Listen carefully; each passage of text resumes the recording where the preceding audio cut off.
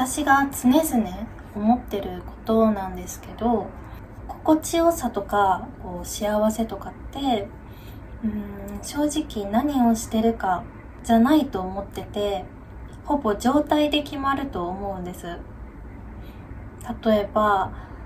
旅行してたりとか、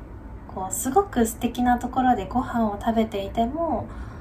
未来の不安とか心配を抱えていたり、何かしらに気を使っていたり、気持ちが全然違うところにいたら楽しめないし、せっかくのご飯も味わえない。でも一方で現実は何も変わってなくても、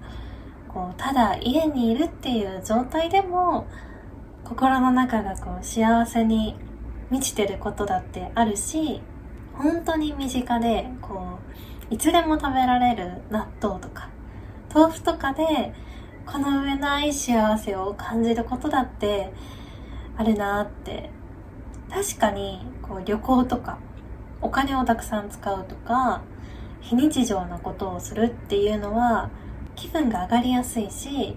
楽しいのは間違いないと思うんですよ。でもそれがイコール幸せではないというか、今自分がどんな状態かの方が幸福度合いに影響するんじゃないかなっていう気がしてるんですね。例えば体緩んでるかなとか、呼吸浅くなってないかなとか、安心してるかなみたいなところ、せかせかしてたり不安とかを感じてたりすると、何かでその焦りとか不足感を埋めたくなりますけど、それを外側の条件で埋めようとすると、それって不安定だから、それを維持するために頑張ったりとか、しがみつくような感じになっちゃう。で、それがないと幸せを感じられないみたいになっちゃうのが私は苦しくって、それをモチベにしたりとか、馬力に変えて頑張るのが好きとか楽しいっていう人もいると思うんですけどね。一方で体が緩んでるとか呼吸が深いとか安心感っていうようなのが内側にあると、どっしりと自分の中に幸福感みたいなものが宿る感覚があって、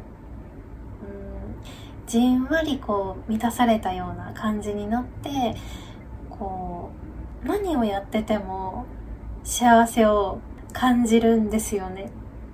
現実がどうであっても、何も変わっていなくても、外側に左右されない安定した幸せ感みたいなものが自分の内側から湧いてくるみたいな感じ。これを体感してから、これ無敵じゃん、こっちの方がいいなって思ったんですよね。だから何かを得るために動くっていうよりも、その状態になるために動く方が本質的な気がするんですよね、私はね。こうは言ってもね、頭でそう思っていても、焦ってる時はやっぱり何か欲しくなるし、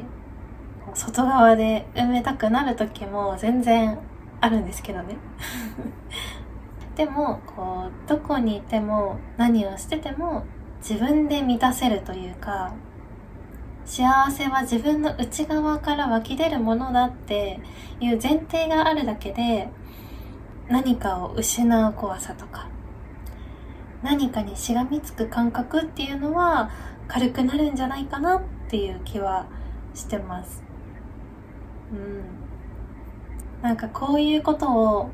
よく考えるんですよね、私。なんかこういうことを考えるのが好きな人とお話をしてみたいなって思います。それじゃあ今日はこの辺で。バイバーイ。